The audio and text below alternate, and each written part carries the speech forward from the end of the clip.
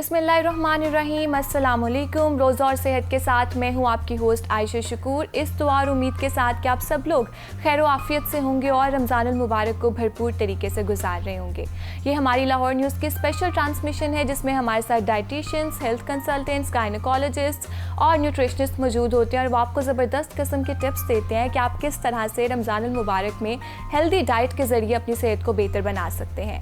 आज भी हमारे साथ एक डाइटिशियन माहा यूसुफ मौजूद है। अस्सलाम वालेकुम माहा, कैसी हैं आप? वालेकुम अस्सलाम, मैं बिल्कुल ठीक हूँ, आप कैसी हैं? मैं भी बिल्कुल ठीक। कैसा गुजर आपका रमज़ान? रमज़ान अल्हम्दुलिल्लाह बहुत अच्छा जा रहा है, आपका कैसा जा रहा है? अल्हम्दुलिल्लाह मेरा भी बहुत अच्छा जा रहा है, लेकिन हमें बहुत ज़्यादा इश्यूज़ हो रहे हैं। वाटर डेफिशिएंसी बहुत ज़्यादा हो रही है, डिहाइड्रेशन बहुत ज़्यादा हो रही है। उसके लिए आपने हमें ज़बरदस्त किस्म के टिप्स देनी है कि किस तरह हम अपनी रूटीन को लेकर चले रमज़ान में। ज़रूर इंशाल्लाह। रमज़ान में बेसिकली ये होता है कि क्योंकि हम लोग फास्ट कर रहे होते हैं तो वाटर इंटेक, फ्लूइड इंटेक थोड़ा कम ही जा रहा होता है। बिल्कुल। तो इसको बेसिकली हम मैनेज करने के लिए ये करते हैं कि हम लोग सहरी और रमज़ान में अपने पानी की इंटेक को इस तरह मैनेज करें ताकि हम लोग हाइड्रेटेड रहें। ठीक है। इसमें पहले तो ये आ जाता है कि हम लोग जब सहरी में, मैं पहले आपको बताऊंगी कि सहरी में मतलब बहुत ज़्यादा वाटर इंटेक ना रखें क्योंकि वो ऑब्वियसली अपने फूड इंटेक भी किया होगा, खाना वगैरह हम खाते हैं उससे पेट भर जाता है, तो वाटर इंटेक अपना 2 से 3 ग्लास तक लाजमी रखें सहरी में। और इसमें यह है कि आप पानी के साथ साथ जूसेस इनकॉर्पोरेट कर सकती है अपनी डाइट में। इसके अलावा योगर्ट वगैरह ले सकती है, उसके अंदर तुख मलंगा वगैरह इंक्लूड कर सकती है ताकि वो हाइड्रेशन में आपकी हेल्प करे। ठीक हो गया। तो ये जो बहुत ज़्यादा स्पाइसी किस्म के फूड लिया जाता है सहरी में, पराठों का इंटेक किया जाता है, तो क्या वो नहीं करना चाहिए फिर हमें, या क्वांटिटी कम रखनी चाहिए? सहरी में अगर हम लोग बहुत ज़्यादा इस तरह की ऑयली या फैटी फ्राइड चीज़ें खाएंगे तो उससे हम लोगों को एसिडिटी का इशू हो सकता है, तो उसकी वजह से मतलब प्यास भी ज़्यादा लगती है, ये चीज़ें स्टमक में बर्निंग वगैरह कॉज कर सकती हैं। तो इसमें यह कि लाइट मॉडरेट स्पाइसेस वाले फूड इंटेक रखें, अपनी डाइट में प्रोटीन ज़रूर रखें क्योंकि वो पेट को भरने में बहुत हेल्पफुल होता है। तो लाइक अपनी डाइट में प्रोटीन रखें, फाइबर्स अच्छी अमाउंट में रखें और वाटर इंटेक अपना अच्छा रखें। ठीक है माहा, अभी आपने एसिडिटी की बात की है। वाकई एसिडिटी के बहुत ज़्यादा इश्यूज़ होते हैं, हार्ट बर्न बहुत ज़्यादा हो जाता है। सहरी कर लिया हमने अपना पराठा लिया है, साथ कोई ऑमलेट लिया है, उसके बाद हमने चाय पी ली है या पानी पी लिया, उसके बाद क्या होता है कि फजर के बाद या फजर की नमाज के बाद हार्ट बर्न स्टार्ट हो जाता है। तो उसकी बेसिक कॉज क्या है और उसको किस तरह से फिर उस हालत में बहुत ज़्यादा पेन स्टार्ट हो जाती है चेस्ट में? एसिडिटी की कॉज यही है कि जैसे हम लोग पूरा दिन भूखे रहते हैं और उसके बाद इफ्तारी में थोड़ा खाते हैं, उसके बाद फिर से थोड़ी ब्रेक आ जाती है और फिर मॉर्निंग में हम लोग फिर पराठे वगैरह ऑयली चीज़ें ले रहे होते हैं। तो पराठे को हम लोग चेंज कर सकते हैं कि हम लोग रोटी ले लें, उसके अंदर ऑयल लगा लें, थोड़ा सा देसी घी ऐड कर लें और उसे फ्राई ना करें क्योंकि फ्राइड चीज़ें बेसिकली एसिडिटी कॉज करती हैं। इसके अलावा ये कि चाय का इंटेक, चाय में अब ये है कि हम लोग बहुत ज़्यादा एशियंस जो हैं बहुत ज़्यादा चाय की कंजम्पशन करते हैं। चाय भी हार्ट बर्न करती है, डाययूरेटिक है, डिहाइड्रेट करती है बॉडी को, तो अवॉइड करें कि चाय जो है वो सहरी के फ़ौरन बाद ना पी लें। सहरी के टाइमिंग में थोड़ा इस तरह रखें कि चाय और खाने में थोड़ा आधे घंटे का तकरीबन गैप आ जाए। अच्छा। और चाय कम से कम मिकदार में इस्तेमाल करें। ठीक है, गैप तो आ जाएगा विच इज़ गुड, लेकिन वो हमारे पास टाइम इतना कम होता है तो हम क्या करते हैं कि पराठा खा लिया, चाय पी ली, साथ ही दही भी साथ ही ले लिया, उसके बाद अजान होने लग गई है तो वाटर इंटेक इकट्ठा 1-2 ग्लास पानी पी लिया। तो वाटर इंटेक को किस तरह से बैलेंस किया जाए इफ्तार और सहरी के दरमियान वाले टाइम? सहरी में ये है कि आप सहरी करने से पहले मतलब फूड इंटेक करने से पहले थोड़ा पानी यूज़ कर लें और फिर अफ्तार मतलब सहरी बंद होने से थोड़ी देर पहले आप थोड़ा पानी ले लें। इस तरह ना करें कि खाने के दरमियान में ही पानी लेते रहें क्योंकि हमारी सुन्नत भी यही है कि खाने के बीच में हमें पानी नहीं लेना चाहिए, या पहले लें या उसके बाद ले लें। ठीक है। और इसके अलावा ये कि लस्सी वगैरह का इस्तेमाल करें क्योंकि इससे होगा कि प्रोबायोटिक्स मिलेंगे जिसकी वजह से हमारी गट हेल्थ जो है वो इम्प्रूव होगी। गट हेल्थ अच्छी होगी तो हम लोग का मतलब बेसिक प्रॉब्लम्स नहीं होंगी जो हम लोग फेस कर रहे होते हैं रमज़ान में। ठीक हो गया जी, ज़बरदस्ती। हमने सहरी की बात कर लिया, अब हम आ जाते हैं इफ्तार में। इफ्तार में किस तरह से लेकर चलना चाहिए फिर डाइट को? इफ्तार में बेसिकली जैसे पाकिस्तानी घरानों में इस तरह होता है कि यूजुअली हम लोग खजूर से रोज़ा इफ्तार करते हैं। उसके बाद यहाँ पे बहुत ज़्यादा कॉमन है कि दूध, सोडाज और बहुत हैवी ड्रिंक्स जो होती हैं, मीठी ड्रिंक्स, वो हम ले रहे होते हैं इफ्तार में, तो उनको थोड़ा अवॉइड करना चाहिए। हमें करना चाहिए कि हम फ्रेश जूसेस ले लें, उसकी जगह हम लोग चीनी की जगह हम लोग स्टीविया यूज़ कर सकते हैं ताकि हम लोग की एकदम शुगर लेवल स्पाइक ना हो जाए। ठीक है। अफ्तारी बेसिकली 2 खजूरों से करें, उसके बाद जूस ले लें और थोड़ी सी फ्रूट चाट ले लें। अपने डेज डिवाइड कर लें कि किसी दिन समोसा, किसी दिन पकौड़ा, इस तरह हम लोग ले लें और उनको डीप फ्राई ना करें, कोशिश करें शैलो फ्राई करें। सब चीज़ें एक साथ नहीं लेनी और कोशिश करें कि क्वांटिटी भी अपनी जो है उसको इस तरह मैनेज करके कम खाएं, मतलब ऑयली चीज़ें कम खाएं और हेल्दी जो चीज़ें हैं वो ज़्यादा खाएं। तो वहाँ बीइंग अ डाइटिशियन खुद आप कितना कंट्रोल रख पाती हैं जब आप देखती हैं कि सामने पकोड़े पड़े हुए हैं, समोसे पड़े हुए हैं, तो उस टाइम फिर रिस्ट्रिक्ट हो जाता है, रोक लेती हैं खुद को? बीइंग अ डाइटिशियन हम लोगों के घर में वैसे ये पहले फॉलो नहीं होता था, लेकिन जैसे जैसे उनको एजुकेट किया, थोड़ा अवेयर किया इस हवाले से, तो आहिस्ता आहिस्ता हमारे घर में भी ये रूल जो है ये बन गया है कि हम लोग अफ्तारी में मतलब सिर्फ खजूरों से रोज़ा इफ्तार करते हैं। उसके बाद दही भल्ले या फ्रूट चाट होती है, उसके बाद डायरेक्ट हम लोग जो है मतलब 8 बजे के करीब डिनर कर लेते हैं। मतलब ये जो फ्राइड आइटम्स है ये ओकेजनली तो होती हैं, लेकिन रेगुलर बेसिस पे नहीं होती। ठीक है, रेगुलर बेसिस पे नहीं, ओकेजनली यूज़ कर लेते हैं। होपफुली हमारी ऑडियंस भी ऐसे ही करती होगी। ठीक है, अब हेल्दी स्किन के लिए आप क्या सजेस्ट करेंगे? हेल्दी स्किन के लिए बेसिकली यही होता है कि हम लोग अपने डाइट में एंटीऑक्सीडेंट रिच डाइट रखें, जिसमें सैलड्स आ जाते हैं, फ्रूट्स आ जाते हैं, फ्रूट्स और वेजिटेबल्स को इनकॉर्पोरेट करें, वाटर इनटेक अपना अच्छा रखें, जूसेस ज़्यादा से ज़्यादा इस्तेमाल करें, तो अपनी हाइड्रेशन को अच्छा रखेंगे तो ऑटोमेटिकली आपकी स्किन पे उसका ग्लो आना शुरू हो जाए। एग्जैक्टली, और उसके साथ साथ न्यूट्रिएंट्स डेफिशिएंसी बहुत ज़्यादा हो जाती है। Juices are good for your health, आप उसको ले सकते हैं, लेकिन एक प्रॉपर मील कितना ज़रूरी होता है इफ्तारी में लेने के लिए अपनी न्यूट्रिएंट्स डेफिशिएंसी को कवर करने के लिए? देखिए, प्रॉपर मील तो बहुत ही ज़रूरी है। जूसेस का तो ये होता है कि वो थोड़ी आपकी शुगर लेवल या हाइड्रेशन के लिए थोड़ा मैटर करते हैं, लेकिन प्रॉपर मील जो है बेसिकली वो ही मैटर करता है, क्योंकि अगर आप लोग प्रॉपर मील नहीं लेंगे तो आप हाइपो में जा सकते हैं, जिसकी वजह से और भी कॉजेज़ हो सकते हैं। तो इसलिए प्रॉपर मतलब अपना जो फूड है उसको प्लेट को सेट करें इस तरह से कि उसमें हाफ सर्विंग जो है वो सैलड की हो, साथ में प्रोटीन इंटेक अपना अच्छा रखें, गुड फाइबर्स लें। इसमें यह कि आप लोग कॉम्प्लेक्स कार्बोहाइड्रेट्स वाली चीज़ें ले सकते हैं जिसमें रिफाइंड चीज़ें नहीं आती हैं। बेसिकली उसमें यह आता है कि गंदम का आटा इस्तेमाल करें, जौ जवार इस्तेमाल कर सकते हैं।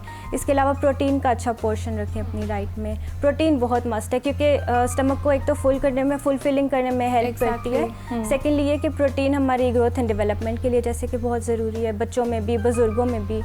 और इसके अलावा ये कि सैलड का अच्छा पोर्शन रखें। ठीक है, तो प्रोटीन रिच डाइट में आप क्या क्या सजेस्ट करती हैं? कौन कौन से इसमें हमारे पास वैरायटी आ जाती है? प्रोटीन रिच डाइट में हम लोग बेसिकली यही सजेस्ट करते हैं जिसमें आ जाते हैं मतलब लीन प्रोटीन्स बेसिकली लेनी होती हैं, जिसमें आ जाता है फ़िश ले सकते हैं हम लोग, उसे फ्राई ना करें, स्टीम बेक कर सकते हैं। इसके अलावा चिकन ले सकते हैं, उसका भी जैसे घरों में सालन बनता है या स्टीम बेक या फिर बारबेक्यू फॉर्म में ले सकते हैं। ठीक है। इसके अलावा मिल्क से हम लोगों को प्रोटीन मिल जाता है, मिल्क ले सकते हैं, योगर्ट ले सकते हैं, एग ले सकते हैं, चीज़, मतलब ये सारी चीज़ें प्रोटीन में आ जाती हैं। तो ये सारी चीज़ें हमें अपनी डाइट में थोड़ी थोड़ी इनकॉर्पोरेट करनी चाहिए।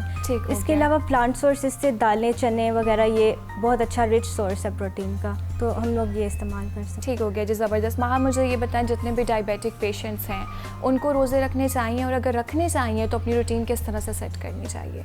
डायबिटिक पेशेंट्स में थोड़ी सी कॉम्प्लिकेशंस आ जाती हैं, तो बेसिकली उनको पहले अपना ओवरव्यू देखना चाहिए कि आइदर वो हाइपो में तो नहीं रह रहे या उनकी शुगर बहुत हाई तो नहीं जा रही।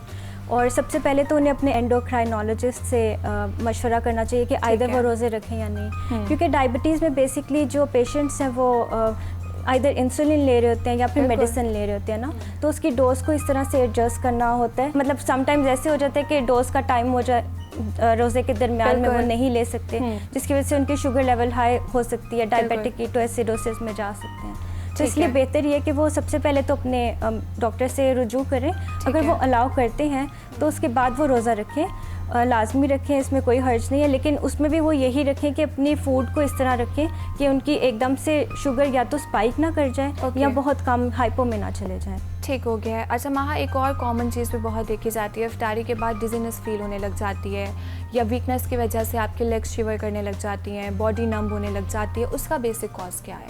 इफ्तारी के फ़ौरन बाद ये सारी जो सिचुएशंस होती हैं, जैसे बॉडी वीकनेस आ जाती है, सिचुएशन वो यही होती है कि आप एकदम से इतने लंबे फास्ट के बाद आप एकदम से फूड इनटेक करते हैं, तो वो फूड को डाइजेस्ट होने में भी प्रॉपर टाइम लगता है, एनर्जी मिलने में भी टाइम लगता है। तो इसमें ये है कि खजूर इसीलिए हम सबसे पहले लेते हैं कि वो इंस्टेंट एनर्जी आपको देता है। तो इसमें बस यही होता है कि अपनी डाइट को थोड़ा अच्छा रखें। ठीक है। अपनी डाइट को इस तरह रखें कि हर 3 से 4 घंटे बाद थोड़ा थोड़ा करके खाएं, एकदम से पेट भर के ना खा लें या बहुत ज़्यादा ना खा लें। और कॉम्प्लेक्स जो कार्ब्स हैं, मतलब जिसमें यही आ गई गंदम की रोटी और इस तरह की जो चीज़ें उनको अपनी खुराक में इनकॉर्पोरेट करें। ठीक हो गया, ज़बरदस्त। महा, एक और चीज़ भी कॉमन देखी जाती है कि हम आजकल जैसे हमारी रूटीन बन चुकी है, हम इफ्तार से लेकर सहरी तक जागते रहते हैं तो हम हल्का फुल्का कुछ ना कुछ खाते रहते हैं। तो वो खाना हमारे लिए हेल्दी है या अनहेल्दी है? क्योंकि हम इफ्तार से सहरी के टाइम स्पेंड में जितने भी घंटे बनते हैं कॉन्स्टेंटली हम मंचिंग कर रहे होते हैं, तो is it good for our health?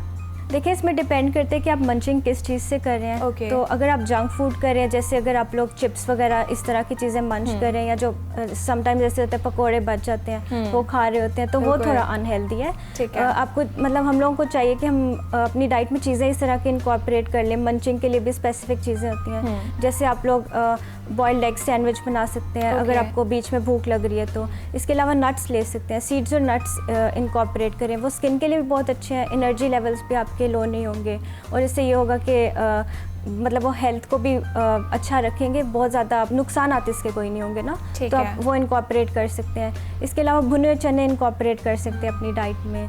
इसके अलावा इस तरह की छोटी छोटी चीज़ें जो कि आप थोड़ी सी चेंजेस कर लें तो मतलब आपकी मंचिंग भी हेल्दी मंचिंग की तरफ चली जाती है, या सैलड्स इनकॉर्पोरेट कर सकते हैं। ओके जी, फैंटास्टिक। माँ, मुझे ये बताएं कि हमारी जितनी भी ख़वातीन हैं वो उस तरह से कैल्शियम इंटेक नहीं लेती, जिसकी वजह से बोन्स वीक हो जाती हैं, बोन्स में पेन स्टार्ट हो जाती है, तो उसके लिए आप क्या सजेस्ट करेंगे उनको? देखिए, बात फिर उधर ही आ जाती है कि हमारा चाय का इंटेक बहुत ज़्यादा है। कैफीन जो है वो कैल्शियम के साथ बाइंड होकर यूरिन से उसको एक्सक्रीट आउट करवा देती है, बोन्स को वीक करती है। तो सबसे पहले तो हम लोग यही सजेस्ट करते हैं कि चाय, कॉफ़ी और जो ड्रिंक्स हैं, फिज़ी ड्रिंक्स, जो मशरूबात है जैसे पेप्सी वगैरह, इसका कम से कम इस्तेमाल करें। इसके अलावा अपनी डाइट में दूध, अंडा इसको शामिल करें, दही को शामिल करें। अगर आप दूध ले रहे हैं तो आप उसका मिल्क शेक के फॉर्म में ले सकते हैं। इसके अलावा फूल मखाने बहुत अच्छा सोर्स है कैल्शियम का। अपनी डाइट में फूल मखाने ऐड कर सकते हैं, उनको थोड़ा सा रोस्ट करके ऊपर थोड़ा सा मसाला डाल के ऐड कर सकते हैं, या फिर उसके दही भल्लों की तरह से योगर्ट के साथ ले सकते हैं। तो ये कुछ सोर्सेज हैं जो कैल्शियम में मतलब हेल्प करते हैं। इसके साथ साथ विटामिन डी का भी बहुत रोल है। विटामिन डी बेसिकली धूप से हम लोगों को मिल रहा होता है, क्योंकि फूड में इतना ये प्रेजेंट नहीं होता। बिल्कुल। तो सुबह की धूप लें, 5 से 6 मिनट, सुबह 6 बजे की जो धूप होती है वो थोड़ी सी धूप सेकें ताकि विटामिन डी इंटेक भी अच्छा है। या फिर मतलब दूसरे सोर्सेज से भी ले सकते हैं, जैसे इंजेक्शंस आते हैं आजकल, उसके ड्रॉप्स आते हैं, स्प्रेज आती हैं, तो वो इस्तेमाल कर सकते हैं। ठीक है, वो तो अल्टरनेटिव्स है, लेकिन हमारे पास बहुत अच्छी धूप होती है, हम उसमें बैठ सकते हैं, आधे घंटे के लिए बैठ जाएं, आधा घंटा नहीं बैठ सकते तो 20 मिनट में बैठ जाएं, वो भी काफ़ी होता है। अभी हमने चाय की बात की है, लेकिन लोग बहुत ज़्यादा महा कैफीन एडिक्ट होते हैं। ठीक है, चाय नहीं पीते तो सर दर्द स्टार्ट हो जाती है, और अक्सर हम डिहाइड्रेशन, हम यही बात करते हैं कि चाय सहरी में पीने से आपको बहुत ज़्यादा डिहाइड्रेशन हो जाती है, लेकिन अगर चाय नहीं पी जाती तो उसके बाद हेडेक सारा दिन फिर रहती है, तो उसके लिए क्या किया जाए फिर? चाय की फिर आप क्वांटिटी मैनेज कर लेना, क्योंकि चाय आप बिल्कुल रिस्ट्रिक्ट तो कर नहीं सकते, क्योंकि हम लोग एशियंस में ये बहुत मतलब चाय अगर नहीं पी तो जिंदा कैसे रहिए कॉन्सेप्ट है। yes. तो हम लोग इस तरह कर सकते हैं कि जैसे एक बड़ा मग ले रहे हैं, उसको आप छोटे कप में ले आएँ, मतलब मग में ना लें, कप में ले लें। मतलब अगर आप फुल कप ले रहे हैं तो उसे हाफ कर दें। चाय की क्वांटिटी को थोड़ा मैनेज कर लें, मतलब कम क्वांटिटी में लें लेकिन ले लें। तो इससे थोड़ा ये होगा कि आपकी क्वांटिटी कम होगी तो ऑब्वियसली उसके नुकसानात भी कम होंगे। हेल्थ बेनिफिट्स चाय के भी हैं लेकिन नुकसानात भी हैं। ठीक है, और ग्रीन टी इफेक्टिव है या उससे भी हमें डिहाइड्रेशन होने के रीजंस होते हैं? ग्रीन टी से भी वो भी थोड़ा सा ऐसे अफेक्ट करती है, लेकिन बेसिकली मतलब जितना ब्लैक टी का इफेक्ट है उससे मतलब कम ही है ग्रीन टी में। लेकिन वो भी एज अ डायरेटिक अफेक्ट करती है, यूरिनेशन मतलब उससे भी इंक्रीज हो जाती है, तो डिहाइड्रेशन के चांसेस हो सकते हैं। वो भी कम क्वांटिटी में लें और खाली पेट बिल्कुल ना लें। ओके, अच्छा, ये आपने बड़ी इंपॉर्टेंट बात की। हम देखते हैं हमारी औरतें जो होती हैं वो अगर हम अपनी जाती हैं उसकी तरफ कि हम एक्सरसाइज करेंगे या हम फिट करेंगे, हम डाइटिंग करेंगे, उसके लिए वो उठ के खाली पेट ग्रीन टी इंटेक कर लेती हैं, और यही कि ग्रीन टी ले ली, उसके बाद कुछ ब्रेड ले लिया, तो ये डाइट किस तरह से है? Is it harmful? या एग्जैक्टली, इट्स रियली हार्मफुल। हम लोगों को चाहिए कि मतलब हम पहले प्रॉपर ब्रेकफास्ट करें, उसके बाद मतलब उसको डाइजेस्ट करने के लिए बेसिकली ग्रीन टी यूज़ कर रहे होते हैं ना, तो अगर आप खाली एम्प्टी स्टमक लेंगे तो आपकी स्टमक की लेयर को डैमेज कर सकती है। बहुत ज़्यादा क्वांटिटी में लेंगे तो भी वो डैमेज की तरफ लेके जाएगी। तो पहले मतलब आपके पेट में कुछ होगा तो उसे डाइजेस्ट करेंगे ना ऑब्वियसली, तो इस तरह से उसे खाने के बाद लेना चाहिए, खाने से पहले लेंगे तो उसके नुकसानात हों। ठीक है, तो खाली पेट ब्लैक कॉफ़ी भी हार्मफुल है और ग्रीन टी भी हार्मफुल? हाँ जी, black coffee, teas, black teas, green teas, ये सब जो है ये खाली पेट ना लें।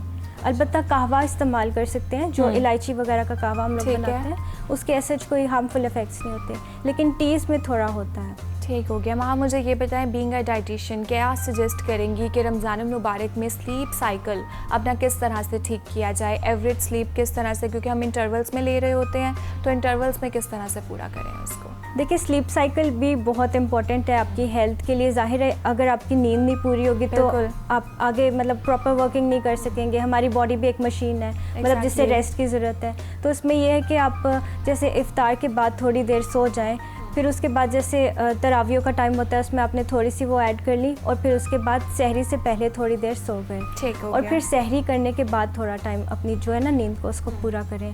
इसमें भी यही फैक्टर्स आ जाते हैं कि चाय वगैरह का इंटेक इतना होता है कि नींद ऑटोमेटिकली उड़ जाती है। तो अगर हम इसको थोड़ा सा कम कर दें चाय वगैरह को, इसकी जगह लस्सी वगैरह इनकॉर्पोरेट करें तो ये भी मतलब थोड़ा हेल्प करेगा, क्योंकि कैफ़ीन जो है वो नींद को उड़ा देती है। तो कैफ़ीन इंटेक कम करेंगे, ऑटोमेटिकली स्लीप साइकिल जो है वो ठीक होना शुरू हो जाए। ठीक हो गया। और माँ जितने हमारे ब्लड प्रेशर के पेशेंट्स हैं वो किस तरह से अपनी रूटीन को लेकर चले रमज़ान में? ब्लड प्रेशर के पेशेंट्स के लिए ये है कि अपना वाटर इंटेक अच्छा रखें, क्योंकि वाटर बेसिकली रेगुलेट करने में, ब्लड प्रेशर को मतलब डिक्रीज़ करने में हेल्प करते हैं। ठीक है। इसके अलावा ये कि सॉल्ट इंटेक कम रखें, जो नॉर्मल वाइट सॉल्ट है उसकी जगह पिंक सॉल्ट का इस्तेमाल करें, क्योंकि उसमें सोडियम कंटेंट थोड़ा सा कम होता है, तो वो ब्लड प्रेशर को बहुत जल्दी हाई नहीं करता। इसके अलावा ये कि नमक का कम से कम इस्तेमाल करें, तली हुई चीज़ों का कम से कम इस्तेमाल करें, अपने हार्ट हेल्थ की हेल्थ का ख्याल रखें। बिल्कुल। थोड़ी बहुत वॉक वगैरह करें, और पोटेशियम वाली चीज़ें ज़्यादा इनकॉर्पोरेट करें, वो ब्लड प्रेशर को लो करने में हेल्प करती हैं। जिसमें आ जाता है बादाम आ जाते हैं, दूध आ जाता है और दही आ जाता है, तो ये चीज़ें थोड़ी अपनी डाइट में ऐड करें। बनानास बहुत रिच सोर्स है, तो वो ब्लड प्रेशर को थोड़ा रेगुलेट करने में हेल्प करते हैं अगर ब्लड प्रेशर हाई हो रहा है तो। ऐसे ही अगर लो हो रहा है तो उसमें यह कि अपने फूड जो सर्विंग्स हैं उनको थोड़ा बढ़ा दें, हर थोड़ी देर के बाद थोड़ा थोड़ा करके कुछ खाएं, ताकि आपको क्योंकि हमें वेजिटेबल्स फ्रूट्स वगैरह से भी सोडियम का कुछ कंटेंट मिल रहा होता है जो ब्लड प्रेशर को रेगुलेट कर रहा होता है, तो इसलिए ब्लड प्रेशर फिर आपका ऐसे लो नहीं होगा। ठीक है। और अगर रोज़े की हालत में आपको फ़ील हो रहा है कि आपका ब्लड प्रेशर जो है वो लो हो रहा है और तबीयत कॉन्स्टेंटली आपकी जो है वो डाउन हो रही है, फिर उसके लिए उस टाइम पे क्या किया जाए? रोज़े की हालत में ऑब्वियसली हम लोग खा पी तो नहीं सकते, लेकिन अगर बहुत ज़्यादा कंडीशन वर्स हो रही है तो फिर रोज़ा तोड़ लेने में ही बेहतरी होती है। ये होता है कि आप लोग मतलब रोज़े को मतलब इफ्तार कर लें, खोल लें रोज़ा, और फ़ौरन से कोई जो नमकीन चीज़ है या थोड़ी सी सॉल्ट वाली चीज़ है वो लें, लेकिन बहुत ज़्यादा नहीं अगर ब्लड प्रेशर लो हो रहा है तो। इसमें बस यही आता है, और थोड़ा ये कि ब्रीदिंग एक्सरसाइज कर सकते हैं उसको रेगुलेट करने के लिए। उसमें यह आता है कि take a deep breath and 5 की काउंट पे हम लोग उसको रिलीज़ करते हैं, थोड़ा अपनी बॉडी को रिलैक्स करें, थोड़ा मेडिटेट करें, उससे भी ब्लड प्रेशर जो है वो कंट्रोल हो जाता है। लेकिन अगर बहुत ज़्यादा वर्स कंडीशन हो रही है तो उसमें यही सजेस्ट करते हैं कि रोज़े को इफ्तार कर लें। ठीक हो गया। माँ हमारे जितने भी स्कूल गोइंग स्टूडेंट्स हैं, बच्चे आ जाते हैं, यंगस्टर्स आ जाते हैं, वो रोज़े भी रख रहे हैं, लेकिन उसके साथ साथ ऑब्वियसली वो डाइट उस तरह से नहीं करती और उनकी फ़िज़िकल एक्टिविटीज़ भी बहुत ज़्यादा होती है, तो उन्हें वीकनेस बहुत ज़्यादा हो जाती है, लीन बहुत ज़्यादा हो जाते हैं। तो उनको फिर किस तरह से उनके पेरेंट्स को चाहिए कि अपने बच्चों की डाइट को लेकर चले बेहतर तरीके से? बच्चों की डाइट में थोड़ा ये आ जाता है कि उनकी कैलोरी इंटेक थोड़ा ज़्यादा होता है, क्योंकि उनका एक्टिविटी लेवल ज़्यादा होता है। तो बच्चों में भी आता है कि कोशिश करें कि उन्हें घर का बना खाना दें, ठीक है, जंक फूड, ताकि वो स्कूल्स कॉलेजेस वगैरह से लेके ना खाएं, क्योंकि वो उनके लिए नुकसानदेह। इसके अलावा ये कि प्रोटीन इंटेक उनका ज़्यादा रखें, अच्छे अमाउंट में प्रोटीन दें उनको। लंच में अगर बर्गर्स वगैरह पसंद है तो आप घर में हेल्दी फॉर्म में बना के दे सकते हैं। इसके अलावा शेक्स वगैरह इस्तेमाल कर सकते हैं। और बच्चों की डाइट में ये होता है कि क्योंकि उनका एक्टिविटी लेवल बहुत ज़्यादा होता है, तो उनका कैलोरी इंटेक भी थोड़ा ज़्यादा होना चाहिए। तो उस हिसाब से फिर उनको मतलब उनके मील साइजेस जो है वो इंक्रीज़ करें, प्रोटीन इंटेक उनको मतलब ज़्यादा दें, अच्छी अमाउंट में मछली मुर्गी वगैरह इस्तेमाल करें, बजाय इसके कि वो जंक फूड की तरफ जाए। आप घर से ही उनको इस तरह की चीज़ें बनाकर दे सकते हैं, जिसकी वजह से उनका एनर्जी इंटेक जो है वो नॉर्मल होगा, तो लीन बॉडी वेट नहीं रहेगा उनका, मतलब हेल्थ की तरफ वो जाएंगे। इसके अलावा हमारे जितने भी यंगस्टर्स होते हैं, बच्चे होते हैं, वो फास्ट फूड ज़्यादा प्रेफर करते हैं हेल्दी डाइट के निस्बत। ऐसे ही है। फिर आप इस तरह कर सकते हैं कि घर में ही उनको चीज़ें पसंद है, जैसे बर्गर या इस तरह की चीज़ें पसंद है, वो घर में ही आप करके दे सकते हैं। अगर कोई फ्राइड चीज़ पसंद है तो वो एयर फ्राई में कर सकते हैं, या फिर आप उसको शैलो फ्राई कर सकते हैं, नॉन स्टिक पैन में कर सकते हैं। तो ये थोड़ी मॉडिफिकेशंस है जो हम अपनी रूटीन्स में लेके आए तो बच्चों की हेल्थ के लिए भी मतलब ये बेहतर होगा। इसके अलावा ये कि बच्चों को शुरू से ही मतलब मदर्स जो हैं उनके काफ़ी बच्चे ऐसे होते हैं जो पिकी ईटर्स होते हैं और मतलब ये नहीं खाना वो नहीं खाना, तो शुरू से ही थोड़े उनके फूड जो है वो उनको टेस्ट करवाएं ताकि उनके टेस्ट बड्स में वो चीज़ डेवलप हो जाए, उन्हें उसका टेस्ट पता हो कि अच्छा इस चीज़ का ये टेस्ट है तो मैंने उसको खाना है। और फूड को इस तरह से मिक्सअप करके दें कि समटाइम्स बच्चे होते हैं वो इस तरह कहते हैं कि हमने जैसे पालक नहीं खानी या दाल नहीं खानी, तो आप उसे किसी ऐसी चीज़ में मील में मिक्स एंड मैच करके दे सकते हैं ताकि वो फूड ग्रुप भी उसमें चला जाए, उसके न्यूट्रिएंट्स भी उसे मिल जाए और उसे पता भी नहीं चलेगा। एग्जैक्टली जी, आपके पास डिफरेंट ट्रिक्स होती हैं जिनको आप यूटिलाइज करके एक हेल्दी मील बना सकते हैं अपने बच्चों के लिए।